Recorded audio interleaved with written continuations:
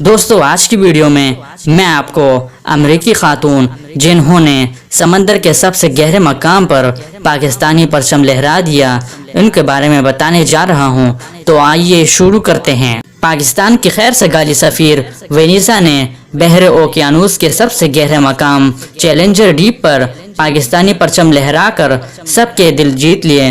Vanessa O'Brien نے بحر اوقیانوس کے 10,923 میٹر گہرے سمندر میں پاکستان کا پرچم لہرایا۔ خاتون نے جس پوائنٹ پر پاکستانی پرچم لہرایا، اگر ہم اس کی گہرائی کا اندازہ لگائیں تو یہ اتنی ہی گہری ہے کہ سمندر کے اندر ماؤنٹ ایورسٹ کو ڈال دیا جائے تو تب بھی وہ اس پوائنٹ سے 2 میٹر دور ہے۔ امریکی خاتون بحر اوقیانوس کے سب سے گہرے حصے پر پہنچنے کے بعد دنیا کی وہ پہلی خاتون بن گئی ہے جنہیں زمین کے سب سے اونچے اور نچلے حصے پر پہنچنے کا اعزاز حاصل ہے۔ خاتون کے مطابق سمندر کے اس گہرے مقام چیلنجر ڈیپ میں جانے کا ایک مقصد یہ بھی تھا کہ وہ مشرقی سمندر کنارے کا پانی اور چٹان کے نمونے سائنسی پیمائش کے لیے لے کر آئے۔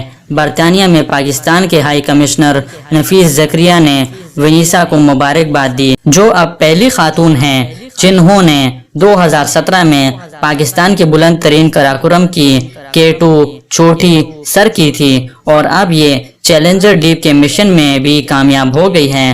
نفیس زکریا نے وینیسا سے کہا کہ حکومت پاکستان اور پاکستان کے لوگ آپ کی کامیابی پر فخر محسوس کرتے ہیں اور اس اقدام کو عمر بھر یاد رکھیں گے۔ انہوں نے کہا کہ پاکستانی عوام بہت زیادہ محبت کرنے والے ہیں۔